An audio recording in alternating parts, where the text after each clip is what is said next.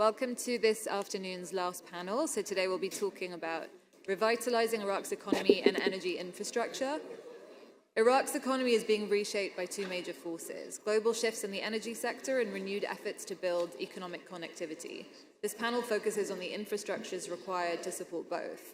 Here with me to discuss this vital topic is a distinguished panel of guests. We have the Governor of Basra, Asad Hamdani. We have Dr. Nadine Maarouf, member of the Finance Committee of Iraq's Council of Representatives, Abdullah Qadi, Crescent Petroleum's country chairman for Iraq, and Jared Levy, Director of Research at Iraq Oil Reports. So I think we should just jump right in because we're running slightly behind schedule, so we will be condensing the panel slightly today. So Can you get the mic a little bit closer because I can barely hear you? Perennial problem. Okay, is this better? Yeah, that's better for me now. Alhamdulillah. So we'll start with the governor, if you will. So Basra is the core producer of oil in the country, and some of Iraq's biggest fields. Some of Iraq's biggest fields are in Basra. Basra contributes a tremendous amount to the country's finances, but I often hear when I'm in Basra people complaining about not getting enough services, jobs, infrastructures. How does Basra view the distribution of the finances that it contributes disproportionately to the country's economy? Okay. Basra is the core producer of oil in the country, and some of Iraq's biggest oil fields are in Basra. So Basra contributes a large amount to the country's finances, but often people complain in Basra that they don't have enough economic opportunities. So how do you, as the governor of Basra, and how does Basra view the distribution of wealth in the country and those finances, including the budgetary allocation?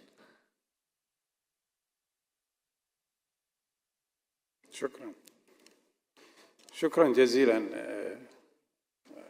شكرا لدعوتنا لهذا الملتقى، ملتقى السليمانية التاسع. هذا السؤال يجب أن يطرح قبل دقائق، يعني لأنه كان اللي حاضر نائب رئيس وزراء العراقي لشؤون الطاقة ووزير النفط وإدارة الحقول، عبارة عن إدارة اتحادية. لذلك أنه دائما البصرة تحرم من مستحقات أقرت بالدستور ووفق القانون. حقيقة أنه موضوع القانون اللي يقر من البترودولار يجب أن تعطى البصرة حقوقها كما أقرت بالدستور. لاحظنا وإحنا اليوم هنا في إقليم كردستان أنه الحكومة الاتحادية تسعى دائما لحلحلة المشاكل اللي حصلت مع الأخوة ووزارة الموارد الطبيعية بالإقليم. هذا شيء جيد وممتاز جدا، لكن يجب أن تحل كل المسائل العالقة مع المحافظات. اليوم احنا في دولة اتحادية، يجب أن تراعى حقوق كل المحافظات بهذا الموضوع، وخصوصا مثل ما تفضلت بالسؤال أنه محافظة البصرة هي المنتج الأول والأكبر للنفط بالعراق والمصدر الأول أيضا للنفط بالعراق، ويوجد أيضا مواضيع للتكرير بالعراق. انطرح موضوع أيضا موضوع الغاز المصاحب، وأيضا شركة توتال ستكون من الشركات اللي ممكن أنه تم التعاقد معها، مو ممكن تم التعاقد معها لاستثمار هذا الغاز. لذلك أنه من خلال هذا الملتقى ورسالة إلى الحكومة الاتحادية ولكل المعنيين أن يجب أن تنصف البصرة بإعطائها حقوقها التي أقرت وفق القانون والدستور. مطالبات أهالي البصرة هذه استحقاقات ملزمة إلى كل الحكومات الاتحادية السابقة، لأنها أقرت أيضا ودققت من قبل ديوان الرقابة المالية. اليوم البصرة استحقاقاتها لما أقر بالدستور والقانون تقريبا 42 تريليون مستحقات تطلب الحكومة الاتحادية، وحرمت منها خلال السنوات الماضية ولا زالت تحرم. I'm going to ask you another question.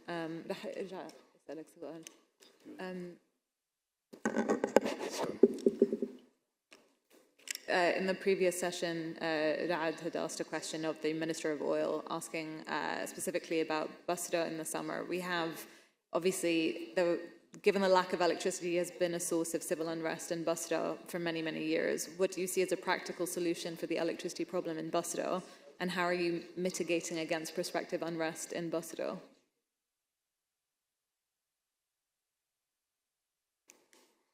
الكهرباء في محافظة البصرة الآن نقول بكل فخر أنه هي تقريبا هي الأفضل على مستوى العراق. الكهرباء في محافظة البصرة خلال السنتين الماضية عملنا كحكومة محلية لإيجاد الحلول. بالمناسبة هي قبل السنتين الماضية حلينا مشكلة النقل ومشكلة التوزيع، إضافة أنه البصرة بالعام الماضي كان عندها إنتاج بحدود 7000 ميجاوات، ممكن أنه كنا نصدر إلى المحافظات الأخرى والقريبة بحدود 1500 ميجا. موضوع استيراد الغاز الإيراني وممكن أنه إيقاف موضوع الغاز بالنسبة راح يأثر يمكن تأثير كبير على يمكن على العاصمة بغداد، قد يكون تأثيره كبير، لكنه الحلول اللي يجب أن يذهب إليها العراق، لأنه قبل دقائق معالي وزير النفط وقبل بالجلسة الأولى كان دولة الرئيس قال ممكن توتال تذهب إلى إنتاج الغاز بال28.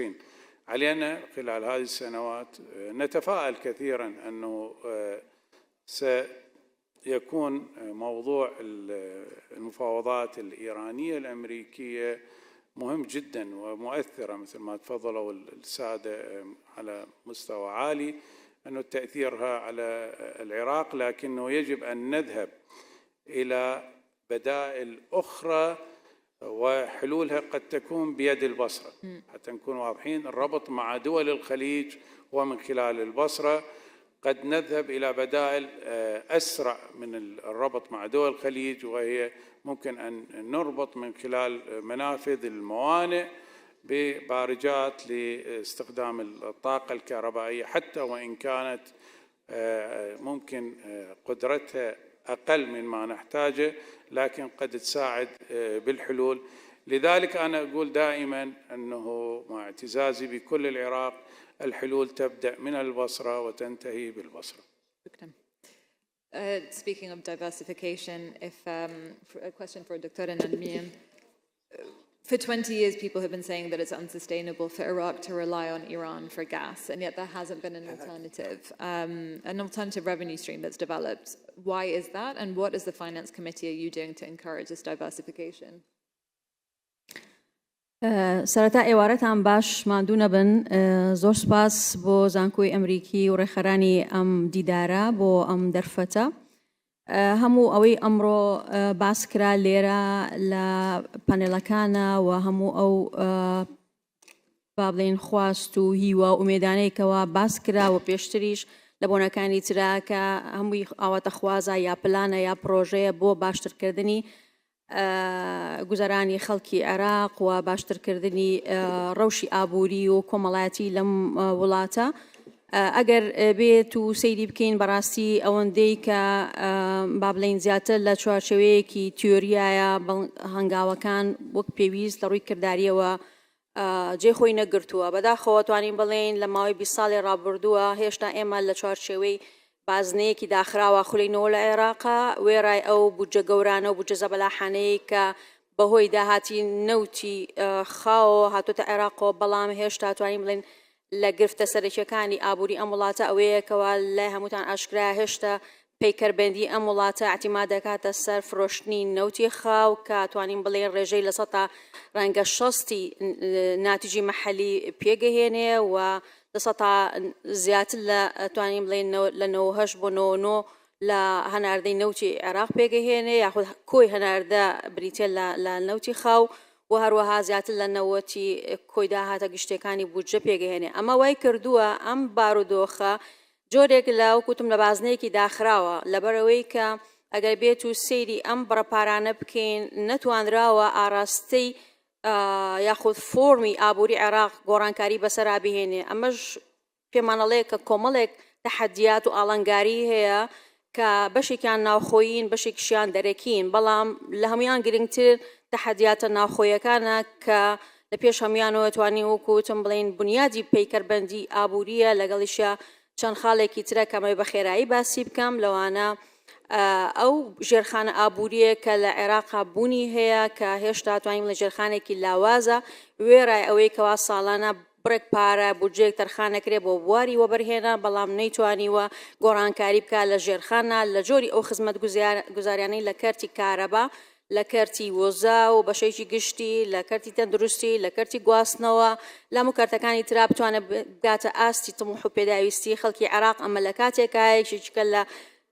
چالنج یاخوا بڵێ ئەڵنگارە گەورەکان ئەوەیە بەردەوام زیادبوونی خواستە لەسەر ئەم خزمەت گوزاریانە بەهۆی خێرایی گەشەی دانیشتوانەوە کە ڕێژەکەی لە 2.4 بە پێی کۆتا سەرژمێری کە لە عێراق ئەنجام درراوە ئەمەوە کە هەمیشە خواستێکی کارا هەبێ لەسەر خزمەت گوزاریەکان لە هەمان کاتشابینی عێراقێکێکە لەو چالنجانی کە یاخود ئەڵنگاریان کە ڕوبەڕووی بۆتەوە بەردەوام زیادبوونی ڕێژەی بێکاریە لەگەڵ ڕێژەی هەژاریە کە بەداخەوە توانی بڵێن هەژاری لە 122 تقریبان و بێکاری لە 116 ئەمەش بەهۆی ئەوەیەکەوە کارتی حکوومەت باڵی کێشاوە بەسەر تەواوی توانین بڵین سێکتەرە ئابوووریەکانە ئەگەر چی لە دوای ڕوخانی ڕژێم و ئەو سیستەمە نوێی ئێستا هاتوتە ئاراوە باز لاواکرێک کە سیستمی ئابووری ئەم وڵاتە سیستمی ئابووری ئازادە بەڵام لە واقعیا ئێمە ئێستا ژەناڵێنین بەهۆی بنەماکانی ئابووری ئیشتراکیەوە کە حکوومەت خۆی قۆرخی هەموو چەمکە ئابوووریەکانی کردو ئەمە ژوای کردو دەستی کار لە عێراقا بەردەوام چاوی لە دامەزراندنە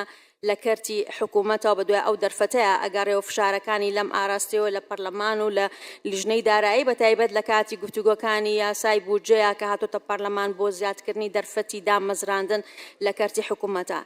خاڵێکی تر کە وای کردو ئەم بارودۆخە بەردەوامی هەبێ بەڕێزان لایەنی یاساییە زۆرێک لەو یاسانەی کە ژیانی ئابووری خەڵکی عێراقی ڕێخستۆ هێشتا یاساکانی سەردەمی ڕژێمی پێشوون یاخود ئەو یاسانەن کە بۆ سیستمێکی ئیشتراکی دامەزراوە گە بێنی سێریکی یاسای باش بکەی یاسای گومرگ بکەی یان یاسای کەرتی گواستنەوە بکەی کە ئەو یاسانە هینی سەردەمی ساڵانی هەشتاکانە کە ئێستا بۆ ئەم نموزەجی حکومڕانی لە عێراقا گونجاو نییە بۆ ئەو گۆڕانکاریانەی کە لە کەرتی تەکنۆلۆژیا خود تەکنۆلۆژیا و ئەو کرانەوەی کاتۆتە ئاراوە لەسەر ئاستی جیهان ئەو یاسانە یاسای کۆنن ناتوانێت ژینگەیەکی وەبەرهێنانی گونجاو بۆ بڕەخسێنێ ئەمە وێڕای ئەوەیەکەوە لە ناو عێراقایەکێک لە هەرە کێشە سەرەکیەکان کە بەداخەوە کومۆرانە پەیکەری ئەو وڵاتی داخوراندووە مەسەلەی گەندەڵیە مەسەلەی لاوازی ئیدارەدانی دامودەزگاکانی دەوڵەتە کامەوای کردو تەنانەت ئەو بودجە گەورانەی کە ئەندرێ ساڵانە ناتوانێت وەکو خۆی جێبەجێ بکرێ ئێمە بینیمان ساڵی 2023 نزیکەی 200 تریلیۆن دینار کە بودجێ خەمڵێنراوە بوو تەنها توانراوە توانین لە 175 ئەو بودجێ جێبەجێ بکرێ ساڵ پاریش بە هەمان شێوە لە 2024 لە بودجەیەکی زیاتر لە 211 تریلیۆن دینار دیسانەوە 156 تریلیۆنی لێ خەرج کراوە ئەمە چی ئەسەلمێنێ ئەمەوە سەلمێنە توانای خەرجکردنی بودجەش وەکو خۆی نییە ئەمە وێرای ئەوەیکەوە لە خاڵی یەکەماکەوەکو وتم سەرچاوی سەرەکی داهاتی ئەم وڵاتە نەوتی خاوە کە ئەمەش ئەیبەستێتەوە بازاڕەکانی جیوانەوە وا کە هەمیشە جۆرێک لە ناڕێکی یاخود لە عەدەم استیقرار هەبێت لە داهاتەکانە کە باڵە کێشێ بەسەر پلانە ئابووری سیاسەتە ئابووریەکانە و وێڕای ئەمانە هەمووی خاڵێکی تریش کە گرنگە باسیکەین ئەویش پەیوەندیەکانی نێوان هەرێم و بەغدایە کە توانیم لە ماوەی ساڵانی ڕابردووە بە هاوراز و نشێوی زۆر تێپەڕیوە ئەگەرچی لەم 2 ساڵی ئەخیرە تا ڕادەیەک باشتر بووە بەڵام هێشتا زۆرن ئەو کێشانەی کە لە نێوان هەرێم و بەغدا پێویستی بە چارەسەرە من دەستخۆشیەکەم لە نیەتی هەردوو حکوومەت بۆ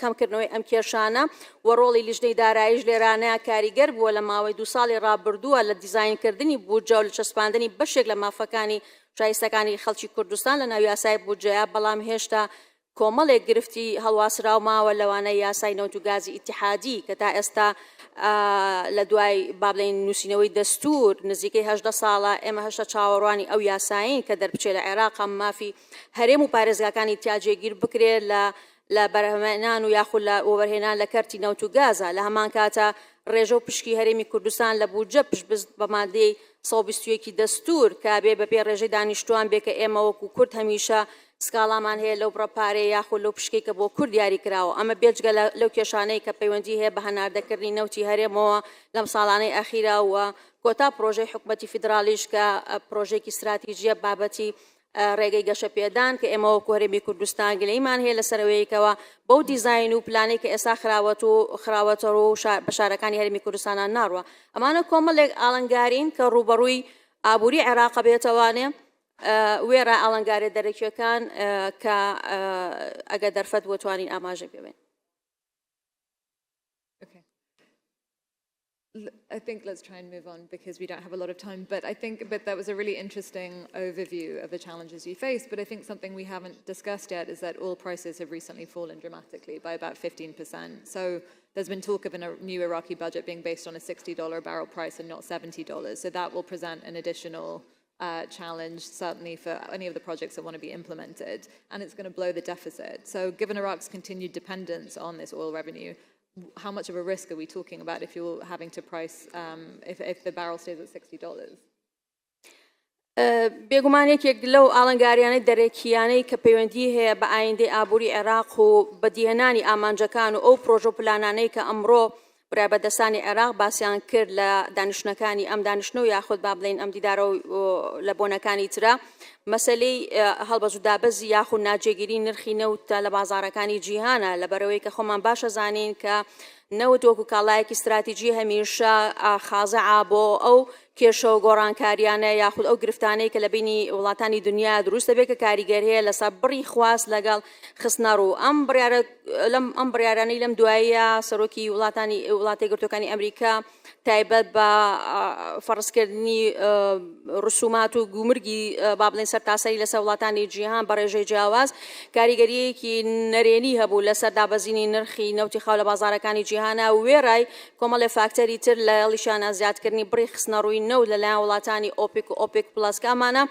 کاریگەریەکی خراپەکاتە سەر کۆی ئەو داهاتەی کەوا عێراق چاوەڕوانیەکە لە فرۆشتنی نەوتی خاو کە ئێمە لە یاسای بودجەیە لە بودجەی 3 ساڵەیە نرخی خەمبڵێنراو بۆ نەوت لە عێراق بە $70 دیاری کراوە لە کاتێکە ئێستا ما بینین ئەو نرخە لە خوار $60 بۆ ئەو نەوتی عێراق ئەمەش بێگومان ئاڵنگارێکی گەورە تەحەدایەکی گەورە دروستەکە بۆی کەوا حکوومەت بتوانێت حەدی ئەدنای خەرجەکانی خۆی دابین کە لە پێش هەمووشیانەوە بابەتی موچەی فەرمانبەران کە ئەتوانین بڵێن ئەمە هێڵی سوورە و پەیوەندی هەیە بە قوت و بژێوی بەشێکی زۆر لە دانیشتوانەوە کە ناکرێت دەستی بۆ برێ لەبەرەوە ئێستا یەکێک لەو گرفتانەی کە ڕوبەڕووی ئەم بودجەی ساڵی 2025 بێتەوە ئەگەرچی هێشتا خشتەکانی بودجە نەهاتۆتە پەرلەمان و پەسەند نەکراوە مەسەلەی ئەوەیەکەوە چۆن ئێمە بتوانین حەدی ئەدنای ئەو خەرجیانە دەستەبەرکەین بۆی دام و دەزگاکانی حکوومەت پەکی نەکەوێ وەکو چمان موچە بەردەوامی هەبێ بۆیە بابەتی ئەڵنگاریە دەرەکیەکان کە پەیوەندی هەیە بە وتمان بە پەیکەربەندی ئابووری عێراقەوە اعتمادکردنی یەک سەرچاوی داهات کە نەوتە ئەم مەترسیانەی لە سەرەتاوە لە چاوەڕوان کراوە بۆیە مەسەلەی پێداچوونەوە بە پەیکەری ئابووری و گۆڕانکاری لەو ستراکچەرە لەو هەیکەلیە بەرەو هەمە چەشنەکردنی داهاتەکان بەڕاستی ئەمە جورئەتی خۆی ئەوێ پێویستی بە گۆڕانکاری هەیە لە یاسا و ڕێساکانە پێویستی بە گۆڕانکاری هەیە لە سیاسەتە ئابووریەکانە و لەسەر ئەمەشەوە پێویستی بە گژاچوونەوەی گەندەڵی هەیە چونکە بەشێک لەو گرفتانەی کە بێتە ڕێگر لە بەردەم کۆکردنەوەی داهات یاخود هەمە جۆرکردنی داهاتی بودجە یاخود کۆکردنەوەی داهاتە نانەوتیەکان لاوازی ئەدای دام و دەزگاکانی حکوومەتە وەکو توشمان بە کاریگەری بوونی گەندەڵی لە عێراقا ئەمانەوەی کردووەکەوە داهاتە نانەوتیەکان بڕێکی زۆر کەم پێگەهێنن لە کۆی داهاتەکانی بودجە و بۆیە پشکی سەرەکی بۆ گەڕێتەوە بۆ نەوت ئەمە جگە لەوەی کەوا پێویستەکە عێراق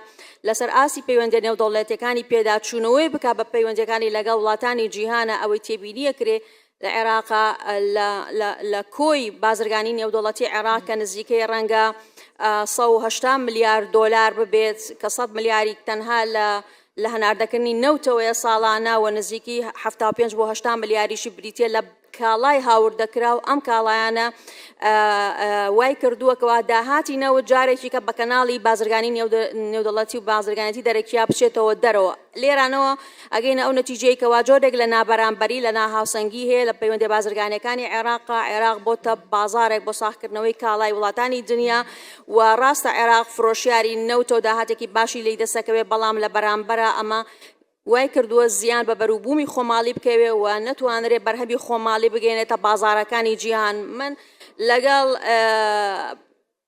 کۆتابڕیارەکانی سەرۆک ترامپ نیم بەوەی کەوا باش خراوەتە سەر هەموو وڵاتانی جیهان بەڵام ئەگەر لە ڕوویەکی ترەوە سەیری ئەم بڕیارە بکەین ئەو ڕاستیەمان بۆ سەلبێنێوەیەکەوە ناکرێ وڵاتانی دنیا یاخود گروپە وڵاتێک یا وڵاتێکیش بەتەنها هەمیشە لە پێگەی فرۆشیارا بێ. من زۆر جار ئەمە بە خوێندکارەکان مەڵێم ئەگەر هەموو وڵاتان فرۆشیار بن کەواتە کێ وڵاتی کڕیار کەواتە بێت جۆرێک لە هاوسەنگی هەبێ لە پەیوەندی بازرگانی و ئابوورەکانمانە لەگە وڵاتانی دنیا بۆیە عێراق یەکێک لە ئاڵنگاریانەی کە ڕوبەڕێ بێتەوە پێویستە سیاسەتی خۆی لەگەڵ یا بگۆڕێ ئەوێ پێداچوونەوە بە پەیوەندی بازرگانیەکانی لە وڵات لەگەڵ وڵاتانی جیهانە و دەرفەتی ڕێگای گەشەپێدانی ئابووری ڕەنگە بە پرۆژەیەکە کە بتوانێت عێراق لە ڕێگەیەوە زۆرێک لە وڵاتانی ناوچەکە هاوبەشی پێ بکە بەڵام هاوبەشێکی ڕاستەقینە واتە ئەم پرۆژەیە خەرجەکەی وڵاتانی کە سوودمەندن لە ئەستۆی بگرن بە هەمویان نەک تەنها ئەرکەکە لەسەر عێراق بێ دواتر لە بەروبوومەکەی لەگەڵمانە بەشدار بن. Thank you, Dr. Thank you. Abdullah, since we're speaking about oil prices, how do you see the long-term outlook for oil prices amid the current global disruption? I'm trying to hear you. I cannot hear you very well. I have a hearing problem, so if Sorry, you do you can want me just to raise repeat? your voice a bit. Yes, I'll try not to deafen you. How do you see the long-term outlook for oil prices amid the current global disruption? Again? Yeah, very fine. How do you see the long-term outlook for global oil prices given the current disruption globally? By OPEC? Sorry? Are you talking about OPEC? Just in general, yes, if you wanted. Very good, yeah. very good. Well, thank you so much. Allow me please to address the audience in Arabic, if you don't mind. Yeah. في البداية أشكر فخامة الرئيس دكتور برهم صالح على الدعوة وكذلك صديقي وأخي الدكتور بلال والأخوة الحضور جميعا. واقع الأمر ما تمر به أوبك بلس حاليا حقيقة هو وضع حساس ووضع دقيق جدا. رأينا في الفترة الأخيرة خلال 3 أشهر الماضية أن الأسعار كانت مستقرة إلى أن أعلن ترامب حقيقة هذه الحركة المفاجئة، حركة رفع الضرائب على الجميع، بما أدى إلى انخفاض الأسعار إلى معدلات بدت مقلقة للعديد حقيقة من الدول، وتحديدا الدول المنتجة للنفط، وبالذات الدول التي تعتمد على سعر النفط من أجل دعم موازنتها كوضع العراق والكثير من الدول الأخرى التي تعتمد على النفط، الدول الريعية حقيقة. يعني أوبك بلس هي العامل الرئيسي والأول حقيقة في المحافظة على أسعار النفط وعلى استقرار سوق الطاقة بصفة عامة، لأنها تملك أكثر من 36% من النفط الذي يتم بيعه في الأسواق، كما أنها تملك أكثر من 43% من المخزون النفطي العالمي الذي لم يتم الموجود حاليا الذي لم يتم استخراجه. وبالتالي التوازن في سياسة أوبك في المرحلة الحالية أمر حاسم جدا. ما قامت به أوبك خلال الشهرين الماضيين برفع معدلات الإنتاج والبدء في العودة إلى المعدلات السابقة أمر حقيقة أجده قد ربما يكون مبكرا، ولا نجد أن هناك حقيقة دافع له بالوضع الحالي. الدول الريعية على النفط حقيقة عليها أن تعي أن أسعار النفط ستكون متقلبة في الفترة القادمة، ليس فقط بحكم ما أعلنه ترامب، إنما هناك أيضا الكثير من العوامل الأخرى. لا بد حقيقة من وجود بدائل أخرى، ولا بد أيضا من وجود سبل لرفع المستويات الاقتصادية في هذه الدول الريعية بشكل أكبر وبشكل أكثر عملية. ما أتمناه حقيقة لدولنا في منطقة الشرق الأوسط والخليج العربي هو حقيقة أن تعي هذا الأمر لما له من تبعات كبيرة. From an industry perspective, what are foreign investors, including Crescent, looking for in Iraq's energy sector? You're seeing more investment going in right now, but how much confidence will foreign investors have if the oil price stays this low? سؤال حقيقة ممتاز جدا وفي مكانه. الشركات وبالتحديد الشركات العاملة في منطقة الشرق الأوسط بحكم أنها منطقة حقيقة منطقة حساسة ومنطقة هشة من العديد من النواحي، من النواحي الاقتصادية والنواحي الأمنية والنواحي السياسية كذلك. تجد حقيقة أن أي خطط طويلة الأمد للاستثمار تكون محفوفة بالمخاطر، وبالتالي ما لم تكن هناك عوامل تجعل هذا المستثمر يضع ثقته في الاستثمار طويل الأمد، والنفط حقيقة من الصناعات التي تحتاج إلى استثمار طويل الأمد وليس استثمار قصير الأمد، وبالتالي ما لم توجد البيئة والمناخ المشجع لهذا الاستثمار سنجد حقيقة أن المستثمرين سيعزفون عن العمل. الآن هناك إيجابية حقيقة حصلت خلال فترة الشهرين الماضيين قد ربما لم تكن موجودة في السابق، وهي التمويل. أصبحت البنوك والجهات العالمية الممولة لديها رغبة أكبر ولديها جاهزية واستعداد أكبر لتمويل المشاريع النفطية، وذلك لأسباب عديدة يعني لن نخوض فيها اليوم بحكم أيضا الوقت المتأخر، ولكن هذا عامل سيحفز الشركات أيضا على العمل. لكن البيئة والمناخ العام في الدول التي تعمل في قطاع النفط والغاز لابد أن تكون هذه البيئة مشجعة. شركة نفط الهلال تعمل في إقليم كردستان من خلال مشاريعها في حقل كورمور وشمشمان، والحمد لله والأمور ماضية على قدم وساق، ونشكر الأخوة في وزارة الثروات الطبيعية على دعمهم لنا في هذه المشاريع. كذلك الشركة تملك مشاريع في محافظتي ديالى والبصرة، ونجد الدعم الكبير. وهنا أجد الفرصة حقيقة لأشكر أخي سيادة النائب المحترم الشيخ سعد على دعمه في محافظة البصرة لكل الشركات النفطية العاملة حقيقة. نتمنى حقيقة أن تتجاوز هذه الشركات هذه الفترة الحساسة، وأن تعمق استثماراتها النفطية والغازية في بلد كالعراق تحديدا الذي هو غني بثرواتها الطبيعية، وكل ما يحتاجه هو عوامل التحفيز والبيئة المشجعة لهكذا استثمارات. I'll turn to Jared. What are you hearing from oil companies? How much appetite is there to invest in infrastructure, and is that changing? I'm particularly curious to know where we're seeing real infrastructure work in Iraq. Where is it happening? Where is it not? And why? Sure. Thank you, Raya. And thank you, President Saleh and President of AUIS, Dr. Bilal, for having me. I think this is every Suli forum. I think I'm 9 for 9. So I always appreciate being here. Thank you for having me. To get at that question, I think I'll first sort of look at where, I've been doing this for a decade with Iraq Oil Report and several years before that as well, and sort of where have we seen investment in the energy sector, where haven't we, and then I'll kind of get into what the feedback we've gotten over the years from companies about why they may not have invested in a certain project. So I think a good example of somewhere we have seen a lot of real foreign investment is in gas capture. In the governor's province of Basra, we've got Basra Gas Company that has continued to expand over the last several years. We're seeing Total Energies lined up to build another gas hub at Ratawi.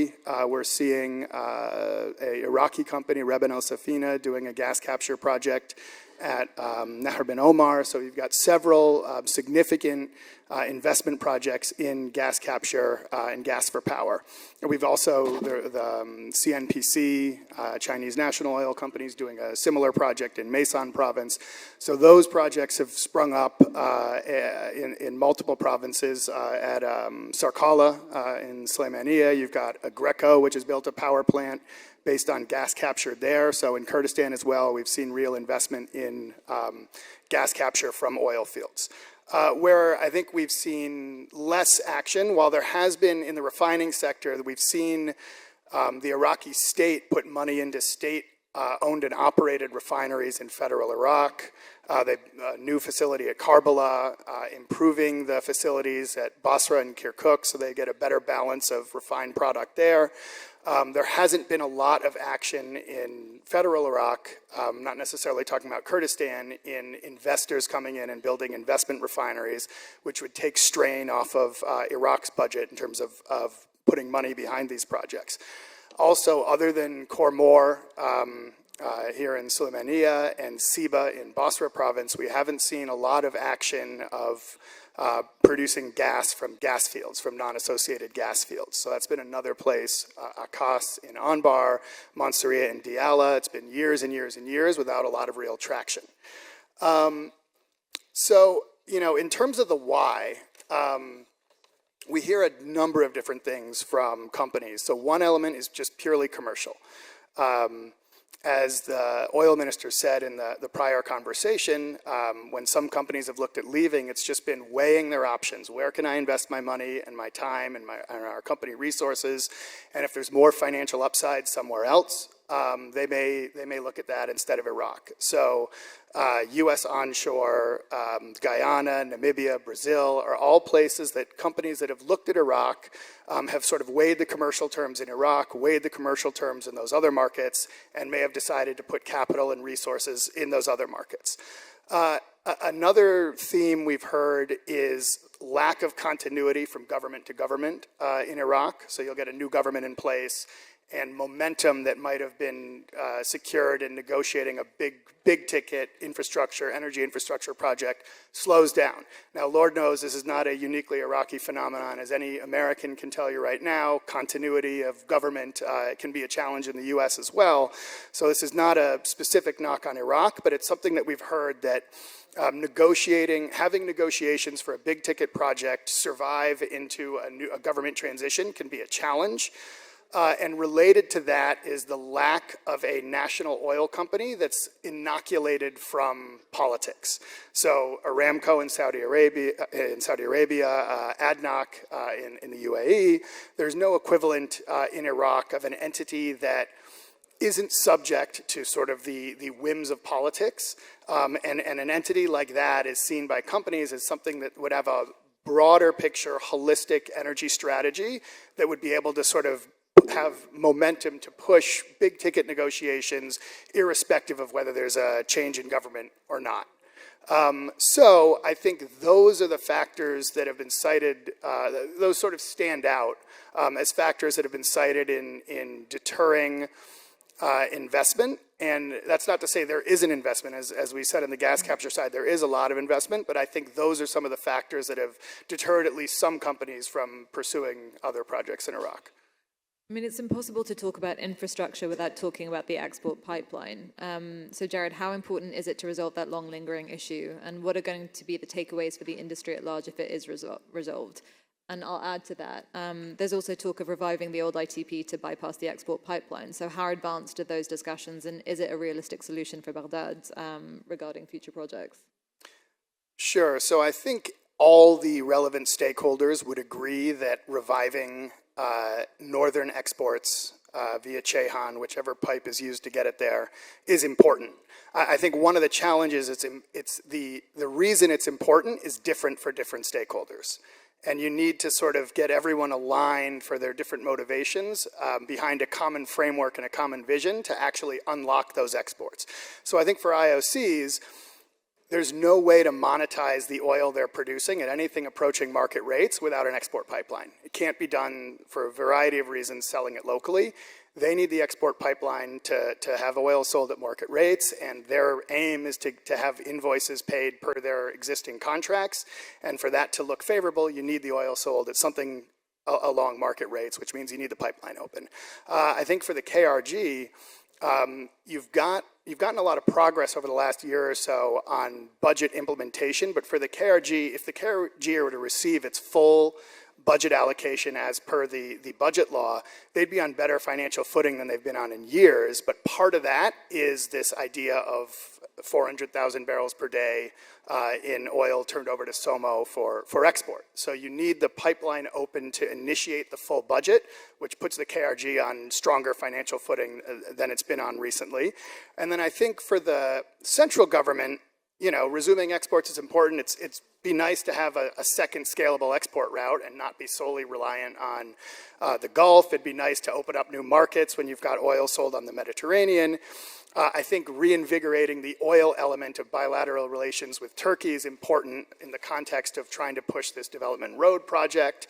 And then I also just think asserting oil ministry control over oil marketing has been a long-stated objective, and you need the pipeline open. You need a route to Ceyhan to do that.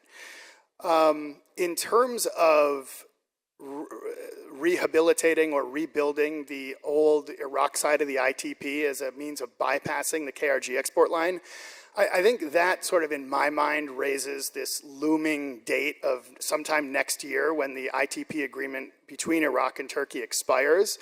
And I think it's a tough sell to put a lot of money into a pipeline, pumping stations, et cetera, when you don't know that you've got a long-term agreement lined up with Ankara to utilize what is now called the ITP in Turkey. So I think, especially when you've got a perfectly functional pipeline going through Kurdistan. So I think that any conversation about investing what might be billions of dollars in reinvigorating that bit of infrastructure in Iraq is wholly contingent on what talks with Turkey look like about what does the pipeline agreement look like after summer 2026. I've been told to wrap this up by 5:30, so I'm going to throw one more question to Dr. Nadmian.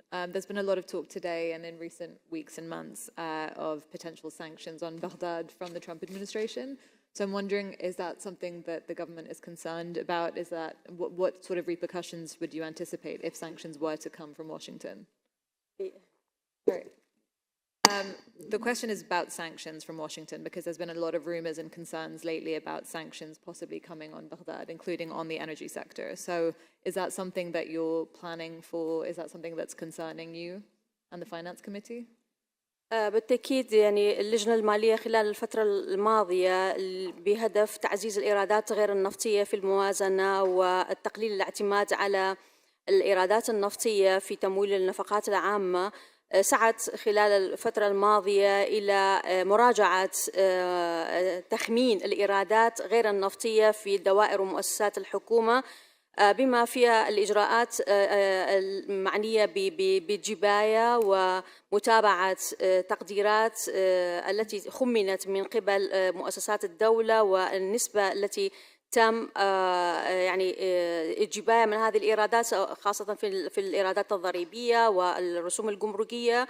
وتسعى حاليا اللجنة المالية لعقد ورشة متعددة الأطراف لإعداد مقترح تعديل قانون الهيئة العامة لمراقبة وتخمين الإيرادات الاتحادية، وهي هذه هيئة اتحادية معنية بتخمين وعدالة توزيع الإيرادات الاتحادية.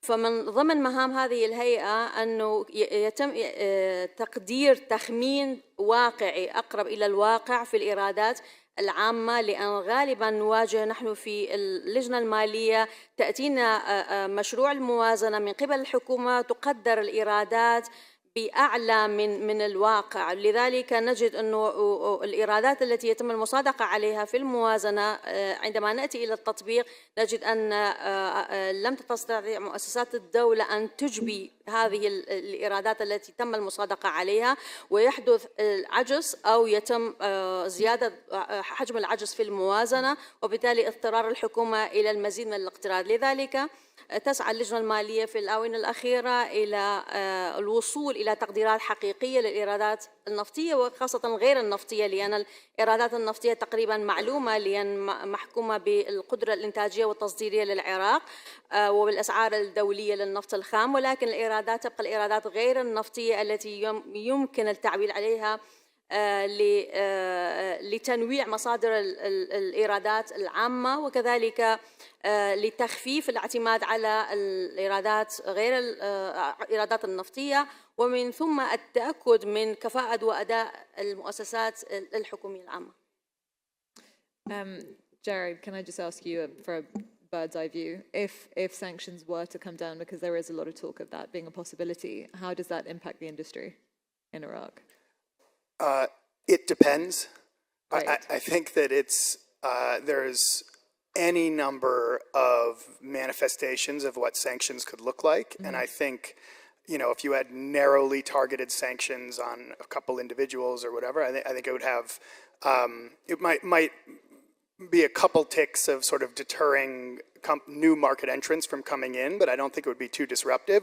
If you had some kind of shock blanket sanctions on big elements of Iraq's oil sector, I think it could have a massive impact. So I think it's wholly dependent on what sanctions would look like. The range is virtually no impact to extremely destabilizing, and it just depends on how they would manifest. Please join me in thanking our panelists for this excellent conversation. I'd like to thank you all for your time. But first, please, the governor would like to say something. مداخلة بسيطة إذا تسمحين. حقيقة شفت الحوار تركز كأنما إحنا نستخرج نفط ونصدر حتى نروح ندفع رواتب. ماكو حلول للاستثمارات الحقيقية الآن حتى في هذه الجلسة طرحت. يعني فكرنا الآن أنه كيف راح نستخرج نفط، كيف نجلب شركات نفطية ممكن أنه تكون عندها ثقة بالعراق من أجل أنه نستخرج نفط، كيف نحل مشكلة المركز والإقليم، وكيف ممكن أنه نصدر نفط من خلال ميناء جيهان. مو هذا الاستثمار الحقيقي. يعني إذا نفكر بهذه الطريقة أنه إحنا نستثمر مواردنا الحقيقية والطبيعية بهذه الطريقة، إذن إحنا دولة فاشلة إذا تسمحوا لي. هذا فشل، هذا يعتبر فشل في إدارة موارد الدولة الحقيقية. الآن كثير من البلدان تعمل على أنه تستثمر الغازات أو الغاز المصاحب أو النفط، ممكن أن تذهب إلى مصافي بتروكيماويات. لحد الآن حتى في هذه الجلسة لم يطرح هذا الموضوع بالعراق. كيف ممكن أنه نذهب إلى أن صناعة البتروكيماويات كنا متقدمين في هذه الصناعة، سبقتنا دول المنطقة، مثلا السعودية سبقتنا في هذا المجال، إيران سبقتنا في هذا المجال رغم الحصار على إيران، لكنه تطور صناعة البتروكيماويات في إيران. حتى في هذه الجلسة في هذا الملتقى لم يطرح هذا الموضوع، وإحنا بلد يجب أن يذهب إلى حلول. عندنا بعد نقطة مهمة بموضوع النفط والغاز. عندنا شركة النفط الوطنية أبداً ما حد تطرق لها ولا حد طرحها، وهذه ممكن أن تكون هي الجزء الأكبر من الحلول للعراق في مشاكله. باوعت حتى هذه الجلسة كأنما إحنا مشكلتنا شلون أسعار النفط صعدت، كيف نحل مشكلة مركز مع إقليم، حتى طريقة التنمية يمر بالإقليم لو ما يمر بالإقليم، يروح إلى تركيا لو ما يروح إلى سوريا. بعد تغيير النظام في سوريا، هل أنه علاقتنا جيدة في سوريا نروح لها طريقة تنمية أو ما يروح؟ هذه مو حلول لأجل حلول مشاكل. إيش قد جاي ننطي رواتب بحدود يمكن 90 تريليون أو ما أعرف الأخت باللجنة المالية. هذه 90 تريليون ممكن أكو حلول لهذه 90 تريليون.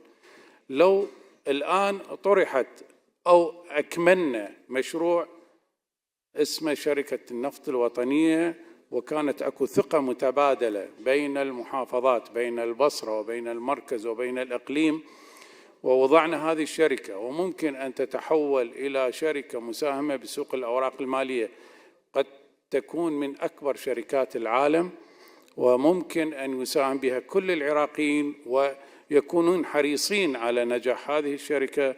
وممكن أنه كثير من أبناء الشعب العراقي للمستقبل ما راح يروح إلى موضوع والله تعال للتعيين وإلى آخره، لا، راح يكون أنه عنده واردات حقيقية من هذا البلد وشراكة حقيقية وثقة متبادلة بين أبناء الشعب العراقي. شكرا.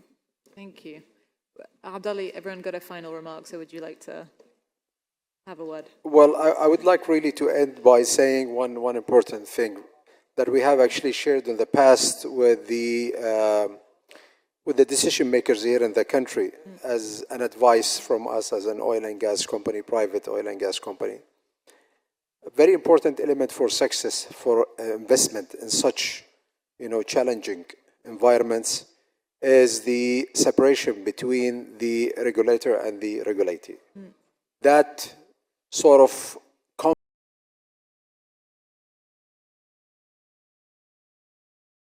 and in many cases it will actually prevent and hinder really further investment by the investors because they get confused.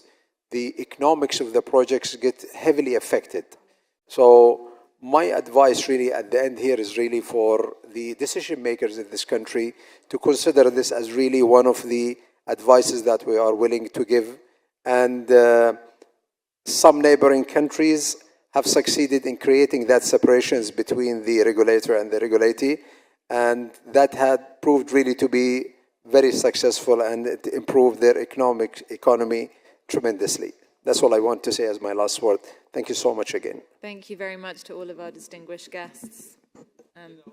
اسمها بعد مداخلة أيضا أنه تفضل. يجب علينا أن ننوع مصادر الدخل بالاستثمارات. ركزنا أيضا في حوارك على أنه كيف نستثمر فقط الموارد النفطية. العراق بلد غني بكثير من الاختصاصات أو المجالات. الآن إحنا كل العراقيين عينهم أنه يوجد لدينا ميناء قد يكون هو الميناء الأكبر بالشرق الأوسط، ميناء الفاو الكبير، صارنا نشتغل عليه أكثر من 10 سنوات. كثير من البلدان الآن ممكن عندها موانئ أقل وأقل أهمية، أقل حجما وأهمية، والآن ممكن أن تستفيد من هذه. هل فكرنا إحنا كعراقيين أنه نذهب لجعل الفاو كمنطقة حرة ونستفيد من تجارب دول كثيرة؟ نستفيد من تجارب من الصين وصولا إلى أمريكا إلى دول المنطقة، على أقل تقدير من المناطق الحرة بالإمارات، مناطق الحرة في الأردن، ونجي نجعل موديل عراقي يتناسب مع وضعنا مع سياساتنا، لأنه لجذب المستثمرين للصناعات ممكن أن تكون في منطقة الفاو، مو فقط بلد مستورد، قد نصنع ونصدر من الفاو بوضع ثقة بهذا البلد من قبل المستثمرين. شكرا.